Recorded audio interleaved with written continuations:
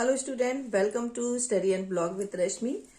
तो स्टूडेंट शुरू करते हैं आज की क्लास। जो मैंने आपकी अभी पिछली क्लास ली थी उसमें मैंने शुरू किया था आपका सेकंड पेपर बाल विकास।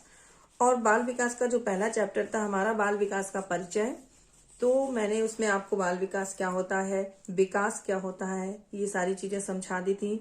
बाल विकास की अवधारणा और बाल विकास की विशेषताएं, बाल विकास के अध्ययन की आवश्यकता, क्या क्यों आवश्यकता होती है बाल अध्ययन की, तो ये सारी चीजें, ये सारे टॉपिक मैंने आपको क्लियर करवा दिए थे।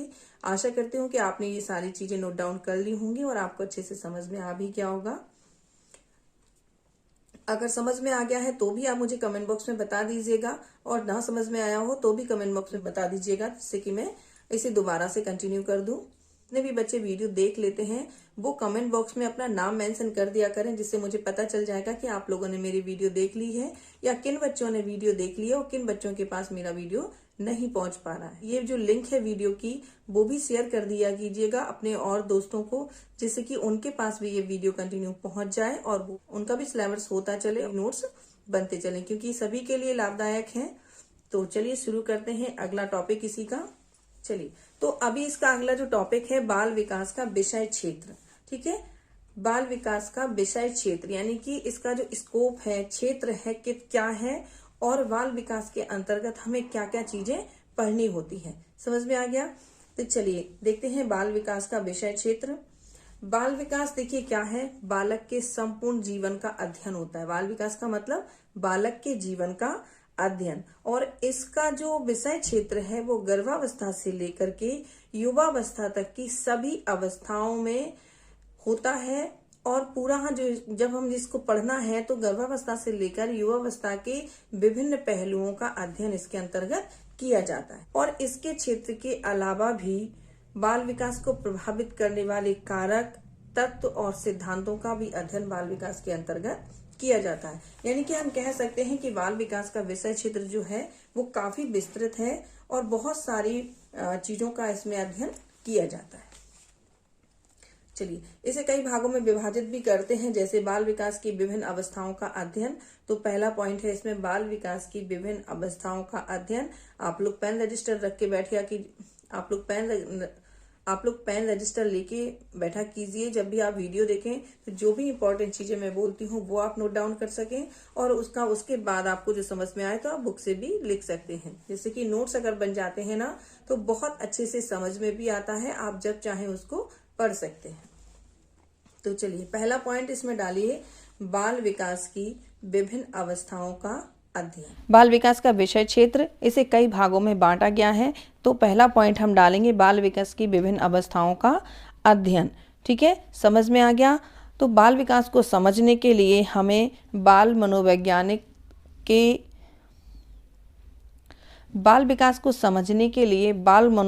विकास के आधार पर इसे हम कई अवस्थाओं में बांट सकते हैं। यानी कि इसे कई अवस्थाओं में बांटा गया है। किसको? बाल विकास को कई अवस्थाओं में बांटा गया है। गर्भावस्था से किशोरावस्था तक बालक के विकास की बहुत सारी अवस्थाएं होती हैं। कौन कौन सी होती हैं वो मैं आपको बताती जाती हूँ, आप नोट डाउन करते जाइएगा। सबसे पहली अवस्था होती है गर्भावस्था, दूसरी होती है उसके बाद शैशवावस्था, तीसरी होती है उत्तर शैशवावस्था, चौथी होती है बाल्यावस्था, पांचवी वयासंधि, और छठवीं होती है आपकी किशोरावस्था। उसके बाद सातवीं अवस्था होती है आपकी प्रौढ़ावस्था। ठीक है, प्रौढ़ावस्था के बाद आठवीं अगर हम मानते हैं या कह सकते हैं तो वृद्धावस्था भी होती है। ठीक है, समझ में आ गया? पहली आपकी गर्भावस्था है, शैशवावस्था, उत्तर शैशवावस्था, बाल्यावस्था, वयासंधि की अवस्था, किशोरावस्था और प्रौढ़ावस्था। ठीक है, 7 अवस्थाएं आपकी, इनको नोट कर लीजिएगा। तो चलिए बताते हैं गर्भावस्था क्या होती है और कितने से कितने समय तक इसका टाइम पीरियड जो रहता है, कितने से कितने समय तक रहता है। ठीक है, तो सबसे पहले पॉइंट डालेंगे हम गर्भावस्था। यह अवस्था जो होती है गर्भाधान से लेकर जन्म तक की अवस्था होती है।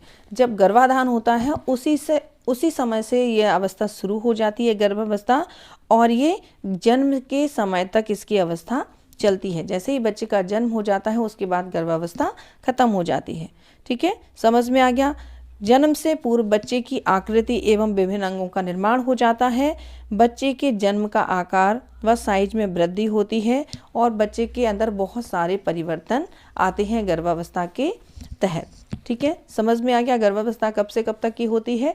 गर्भाधान से लेकर के जन्म के समय तक की। समझ में आ रहा है? चलिए, दूसरा है आपका शैशवावस्था। जन्म के बाद 2 सप्ताह के शिशु को नियोनेट और इस अवधि को शैशवावस्था कहते हैं। ठीक है, नियोनेट अवस्था कहलाती है जो जन्म से लेकर के 2 सप्ताह तक की अवस्था होती है। उस समय शिशु की जो अवस्था होती है उस अवधि को शैशवावस्था कहते हैं। ठीक है, समझ में आ गया। शैशवावस्था क्या होती है? जन्म से 2 सप्ताह तक की अवस्था को शैशवावस्था कहते हैं। ठीक है, इसी को इन्फेंसी भी कहते हैं। अगला है तीसरा आपका उत्तर शैशवावस्था, बेबीहुड। ठीक है, क्या है इसको? बेबीहुड। यह अवस्था होती है 2 सप्ताह से लेकर के 2 वर्ष की। समझ में आ गया। सारी अवस्थाएं एक दूसरे से रिलेटेड होती हैं। आपने देखा शुरू में गर्भाधान से लेकर के जन्म के समय तक की अवस्था गर्भावस्था कहलाती है। शैशवावस्था में था जन्म से 2 सप्ताह की जो अवस्था होती है वो शैशवावस्था कहलाती है। उत्तर शैशवावस्था होती है 2 सप्ताह से लेकर के 2 वर्ष तक की जो अवधि होती है, इस अवस्था को उत्तर शैशवावस्था कहते हैं। ठीक है, इस पीरियड में बच्चे को बाल शिशु कहा जाता है। इस अवस्था में बाल विकास में बाल शिशु के शारीरिक, मानसिक, सामाजिक, संवेगात्मक व भाषा संबंधी विकास का अध्ययन किया जाता है। क्योंकि 2 वर्ष का शिशु थोड़ी बहुत शब्दों का उच्चारण करने लगता है, हाथ पैर की क्रियाओं में परिवर्तन होता है, उठने चलने की क्रियाओं में परिवर्तन होता है और एक दूसरे लोगों से भी के प्रति उसका भी परिवर्तन देखा जाता है। तो ये सारी चीज़ें इसके अंतर्गत आती हैं। ठीक है, चौथा है आपका बाल्यावस्था। बाल्यावस्था का जो काल होता है, जो समय होता है, 2 वर्ष से 12 वर्ष का समय होता है। ठीक है, उत्तर शैशवावस्था थी आपकी 2 वर्ष तक की। 2 वर्ष के बाद से 12 वर्ष की अवस्था जो होती है वो कहलाती है बाल्यावस्था। ठीक है, इसमें बच्चा जो होता है कल्पना करता है, चिंतन करता है, उसकी जिज्ञासा प्रवृत्ति ज़्यादा हो जाती है, स्मरण शक्ति बढ़ जाती है, बुद्धि बढ़ जाती है, खेल के प्रकार बढ़ जाते हैं। तो इन सारी चीज़ों का अध्ययन किया जाता है और साथ ही साथ बालक के शारीरिक, मानसिक, सामाजिक, संवेगात्मक, नैतिक, चारित्रिक विकास का भी अध्ययन इसके अंतर्गत किया जाता है। 5वीं है आपकी वयःसंधि की अवस्था। वयःसंधि की अवस्था का पीरियड जो होता है बहुत कम होता है। 13 से 14 वर्ष यानी कि 2 साल तक का इसका पीरियड रहता है।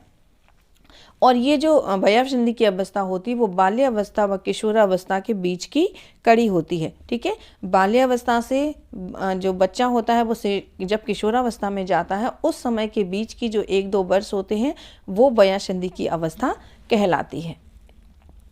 शारीरिक विकास की दृष्टि से ये अवस्था बहुत इम्पॉर्टेंट होती है, बहुत महत्वपूर्ण अवस्था होती है, क्योंकि इसमें बहुत सारे हार्मोन्स परिवर्तन होते हैं। ये वो समय होता है, ये वो समय पीरियड होता है जब बालकों में या बालिकाओं में हार्मोन्स परिवर्तन होते हैं। तो ये विकास की दृष्टि से और सबसे ज़्यादा तो शारीरिक विकास की दृष्टि से बहुत ज़्यादा इम्पॉर्टेंट अवस्था होती है। ठीक है, और ये जो अवस्था होती है थोड़ा सा बहुत जल्दी बच्चे विचलित हो जाते हैं।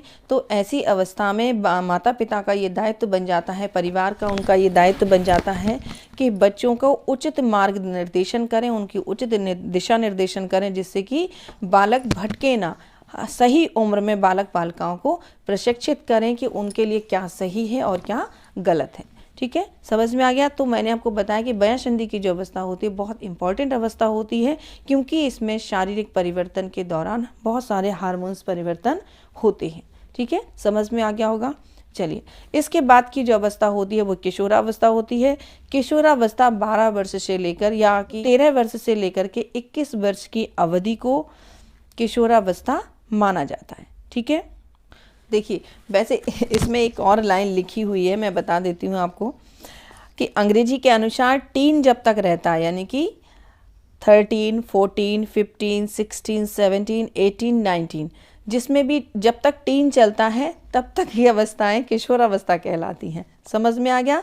20 के बाद की जो 20 तक की अवस्था रहती है किशोरावस्था की, उसके बाद आपकी प्रौढ़ावस्था की अवस्था आ जाती है। तो ये जो अवस्था होती है वो विकास की दृष्टि से बहुत महत्वपूर्ण होती है, क्योंकि जो स्टेने हॉल है, मैंने आपको ऑफलाइन क्लास में पढ़ाया था स्टेने हॉल के बारे में। स्टेने हॉल ने किशोरावस्था को बड़े तनाव एवं संघर्ष की अवस्था बताया है। किशोरावस्था तनाव, तूफान एवं विरोध की अवस्था होती है। इस समय बच्चा बहुत ज़्यादा विचलित रहता है कैरियर के, चाहे वो उसकी एजुकेशन से रिलेटेड हो, चाहे लोगों से संबंध बनाने से रिलेटेड हो, चाहे कैरियर से रिलेटेड हो, बहुत सारी चीज़ें इसमें परिवर्तित होती हैं। इसलिए ये अवस्था बहुत ज़्यादा महत्वपूर्ण मानी गई है। और जो किशोर बच्चे होते हैं वो तनाव भी महसूस करते हैं और बहुत ज़्यादा उन्हें बहुत क्रोध की भी अवस्था होती है। तूफान जैसे उठता है ना, जैसे तूफान की अवस्था होती है, आवेग की अवस्था, ये किशोरावस्था को कहा जाता है। बहुत सारे शारीरिक, मानसिक, सामाजिक परिवर्तन आते हैं और इनमें सब में बच्चे को, बालक को अपने आप को संतुलन बनाए रखना होता है। ठीक है, तो किशोरावस्था बहुत ही इम्पोर्टेंट अवस्था है और ये होती है आपके 13 वर्ष से लेकर के 21 वर्ष तक की या 20 वर्ष तक की अवस्था को किशोरावस्था कहते हैं। ठीक है, चलिए इसके बाद की जो अवस्था आती है वो भ्रूणावस्था होती है। तो आप समझ गए होंगे कि 21 वर्ष तक जो चलती है किशोरावस्था होती है। 21 वर्ष से 40 वर्ष की जो अवस्था होती है उसे भ्रूणावस्था कहा जाता है, एडल्टहुड बोलते हैं जिसको। इस अवस्था में बालक जो होता है अधिकारों एवं कर्तव्यों को समझते हुए उनका निर्वाह करने लगता है। एक अलग ही लाइफ शुरू हो जाती है और एजुकेशन भी की समाप्ति हो जाती है, शादी संबंध हो जाते हैं, तो अलग ही उत्तरदायित्व आ जाते हैं, अलग ही कर्तव्य उनके आ जाते हैं। इस अवस्था के समाप्त होते होते व्यक्ति के रचनात्मक परिवर्तन भी पूर्णतः समाप्त हो जाते हैं। मैंने आपको अभी पिछली क्लास में बताया था कि जो परिवर्तन होते हैं वो रचनात्मक और विनाशात्मक दोनों तरह के होते हैं। तो मैंने ये भी क्लियर किया था कि रचनात्मक परिवर्तन आपकी किशोरावस्था तक चलते हैं और विनाशात्मक परिवर्तन आपके जीवन पर्यंत तक चलते हैं। तो इस एज तक, 40 वर्ष की एज तक, यानी कि लगभग पूर्णतः रचनात्मक परिवर्तन समाप्त हो जाते हैं। कोई रचनात्मक परिवर्तन नहीं होता है। इसके बाद जो भी परिवर्तन होते हैं वो सभी विनाशात्मक परिवर्तन होते हैं। ठीक है, समझ में आ गया? इतना अब नोट कर लीजिए ये सारी चीज़ें, और ये मैं आपको दिखा भी दूंगी। अभी आपको जो बुक में प्रोवाइड कर दूंगी, जिससे कि आप इसमें से नोट भी कर सकें। इम्पॉर्टेंट चीज़ें नोट कर लीजिएगा। उसके अंदर जैसे आपने गर्भावस्था लिखा, देखिए लिखने का तरीका, ये तो बहुत ज़्यादा चीज़ें इसमें लिखी रहती हैं, केवल आपको समझना है। और जैसे आपने गर्भावस्था लिखा तो केवल आप उसकी एज लिख लीजिए कि यहाँ से यहाँ तक की अवस्था गर्भावस्था कहलाती है, और इसमें क्या चीज़ें, क्या विशेषता होती हैं, ये आप थोड़ा बहुत मेंशन कर लीजिए, जिससे आपको पता चल जाएगा कि गर्भावस्था क्या होती है, इसमें इनका विकास, इसमें बाल विकास कैसे होता है। समझ में आ गया? चलिए, तो अभी हम आगे चलते हैं।